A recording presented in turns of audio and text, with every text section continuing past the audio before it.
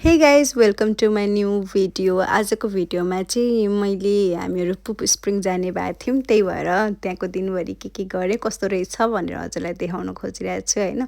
कस्तो लाग्यो होला भन्नु है त। हामी चाहिँ पुप स्प्रिङ जाने भनेर 2 हप्ता अगाडिदेखि प्लान गरेर बसिरहेको थियौँ होइन। बल्ल बल्ल प्लान सक्सेस भयो, सबैको छुट्टी मिल्यो होइन। अनि त्यसपछि जानलाई निस्क्यौँ। न्युजिल्यान्डको जुनै बाटोमा जहीँ गए पनि, अब आज त हामी पुप स्प्रिङ जाँदैथ्यौँ होइन, तर जहीँ गए पनि बाटो चाहिँ नेपाल जस्तै लाग्छ क्या मलाई।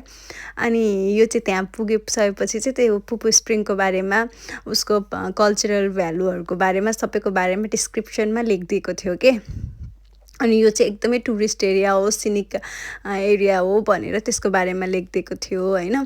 खासमा पुप स्प्रिङ चाहिँ माउरी कल्चरमा चाहिँ एकदमै स्पिरिचुअल मानिँदो रहेछ कि। उहाँहरूले पूजा भन्ने त गर्नु हुन्न होला पक्कै, तर त्यो टच गर्न दिने त्यस्तो केही पनि हुँदैन, त्यो टच गर्न चाहिँ पाइँदैन, हेरेर फर्किने के। यो चाहिँ कस्तो हुँदो रहेछ भने वाटर कन्जर्भ गरे हुन्छ होइन।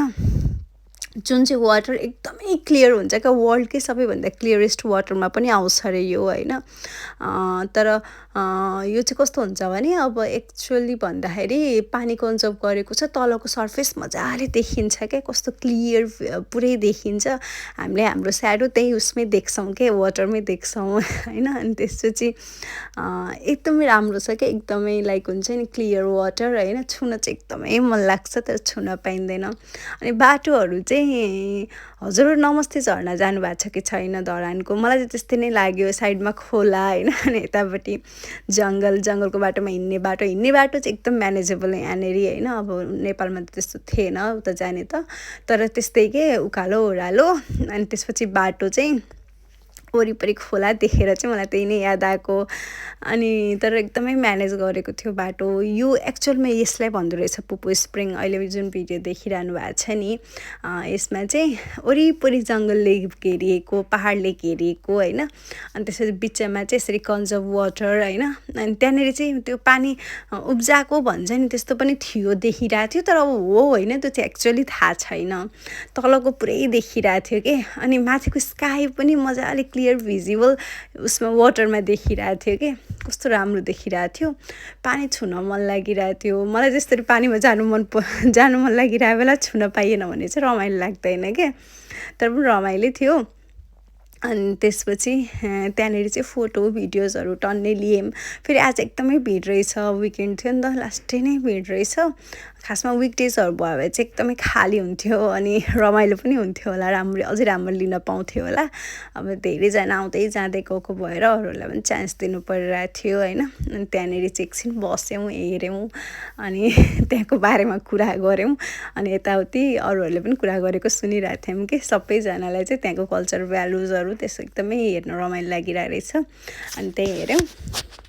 अनि त्यहाँबाट चाहिँ मैले बोलेर पनि भिडियो बनाएको छु। खासमा बोलेर बनाएको चाहिँ एकछिन मैले देखाउँछु। यहाँनिर चाहिँ बोलेको रहेछु तर भिडियो अडियो त्यति राम्रो थिएन। अनि त्यही भएर चाहिँ अनि यहाँको मैले अडियो हालेको छुइनँ, पछि चाहिँ मैले अडियो हालेको छु। कस्तो लाग्छ भन्नु होला है त। अब चाहिँ हामी निस्किनु लागेको त्यहाँबाट निस्क्यौँ होइन। तपाईँलाई मैले देखाएको थियो, पक्नै म देखाउँछु। एउटा अब चाहिँ कोही पनि छैन, खाली छ त्यहाँ।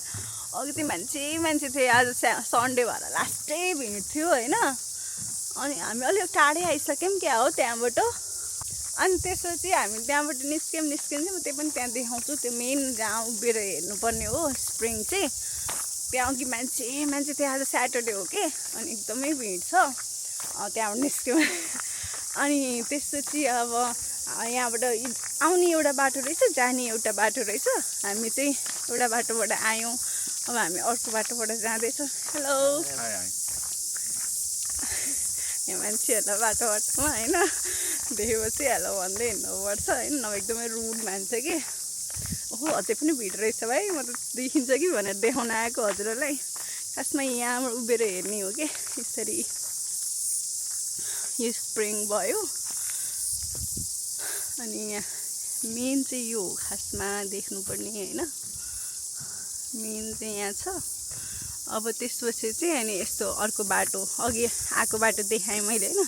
अब हामी जाने बाटो चाहिँ यो हो। कस्तो राम्रो छ कि, राम्रो चाहिँ, तर खै मलाई चाहिँ के हो पानीमा जानु नपाएर होला रमाइलो लागेको छैन होइन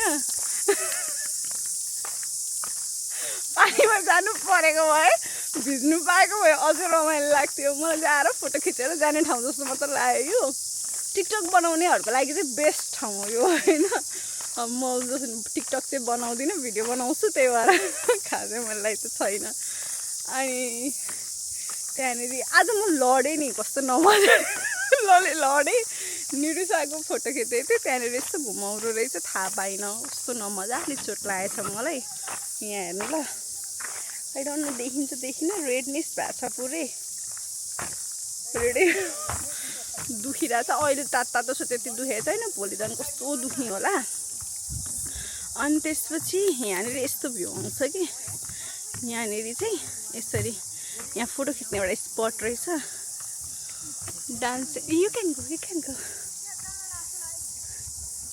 डान्सिङ स्प्रिङ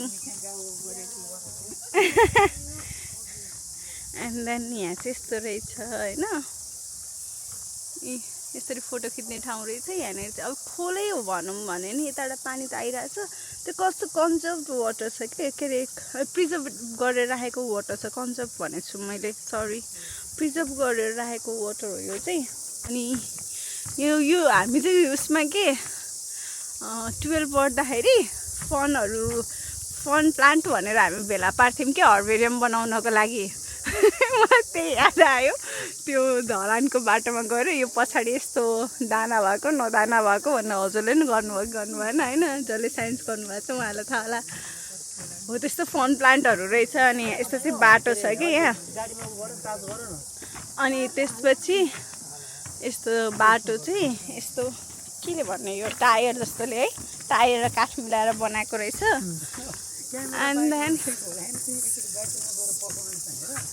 त्यसपछि अब यो बाटो चाहिँ अब कति मिनट हिँड्नुपर्छ 10 मिनट हिँडेपछि चाहिँ अनि हामी कारबाटोमा पुग्छौँ अनि फेरि 2 घन्टाको ड्राइभ गरेर घर पुग्छौँ होला हामी कहीँ बाटोमा जान्छौँ पनि होला फोटो खिच्नलाई होइन रोक्छौँ होला अर्को फल जाने झर्ना जाने भने होइन के भन्छ त्यो झर्नाको नाम के हो वाइनुई फल्स के रे वाइनुई फल्स वाइनुई ल भ्लगमा यिनीहरू दुईजनालाई इन्क्लुड गर्नु पर्यो अरे तिमीहरू बोल ल हेलो गाइस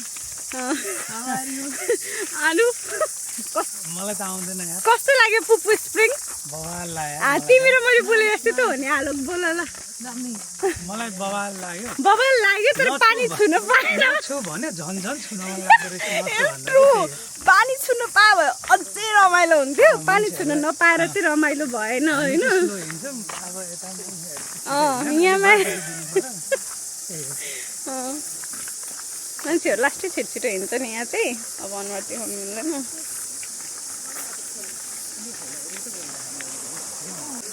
अघिको त्यो काठको रोड सकेर अब गिटी जस्तो रोड बनाएको छ हिँड्ने राम्रो बनाएको छ कस्तो यतिको स्पेस राखेर बनाएको छ राम्रो छ नि साइडमा यसरी यो खोला बगिरहेछ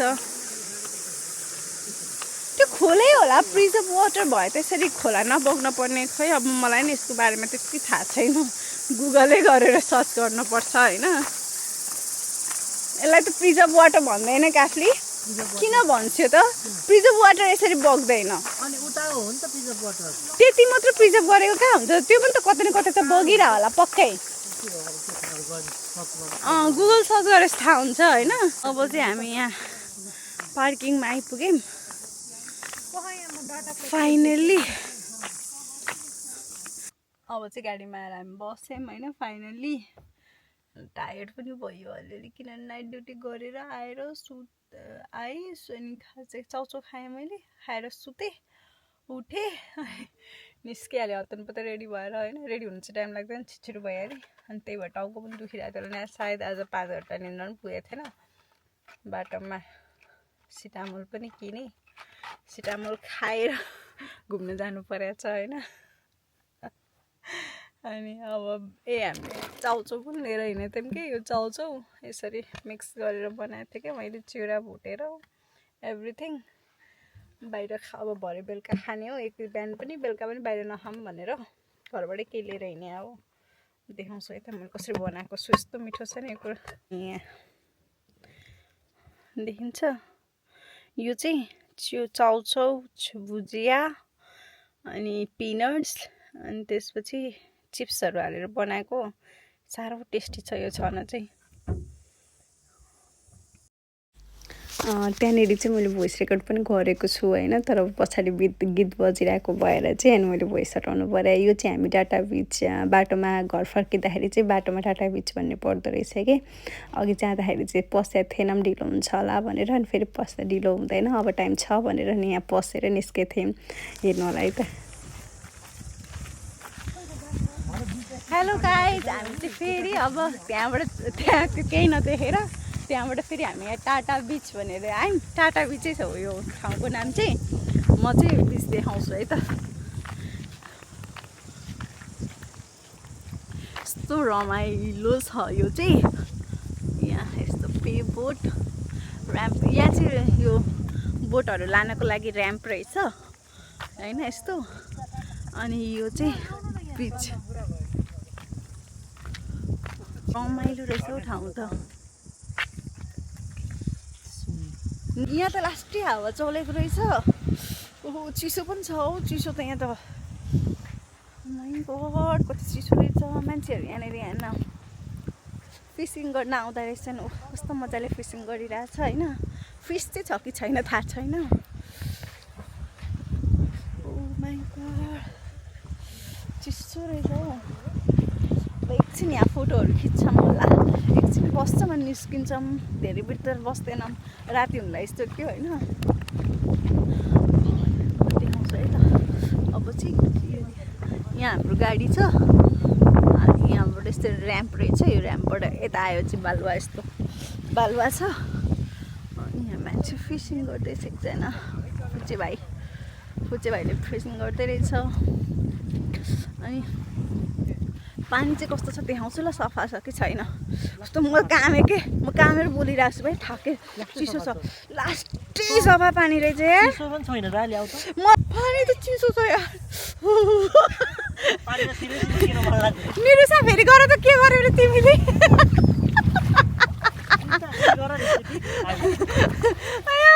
चिसो न हेलो गाइज हामी चाहिँ अहिले हाइवेमा छौँ अब पुष्पबाट फर्केर पनि बाटोमा आइपुग्यौँ होइन अब